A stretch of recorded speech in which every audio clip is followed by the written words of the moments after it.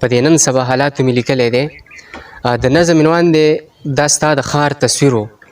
د مصنوعي سینګار دیدار له راغلم، یو ورځ د کار په تکل ښار له راغلم. احساس نیولی و مکلک په غاړه، زمونږ ښار کې د سړک په غاړه د ګڼو خلکو یوه غوغا جوړه وه، د بېوسۍ په مخ جړا جوړه وه. یو بل نه مخکې تله په غرونو خاته، خلک د یو بل په سرونو خاته. یا خو څوک یاره زخمي شوی پروت دی، زما دا خیال و که څوک مړی پروت دی. په دغه حال مې ډېر افسوس شروع کو، د یو بابا نه مې تپوس شروع کو. څه په ناشنا او سا نیولي انداز، بابا څه ډېر په غریب نیولي انداز. ته خبر نه یې دلته وړه خرڅېږي، ستا د خوراک نه دي قیده خرڅېږي. نن مې اتمه ورځ د ځم راځمه، سحر وختي مونځ پسې سم راځمه. د شپږو ورځو نه نهر یم زویه، ځکه خو دومره ډېر اوتر یم زویه. یوه ورځ دیاړۍ باندې هېڅ څه نه کېږي، په دې یو څو روپو خو وړه نه کېږي. دغه منظر ته سا نیولی شومه، خو خپل احساس ته غریب نیولی شومه.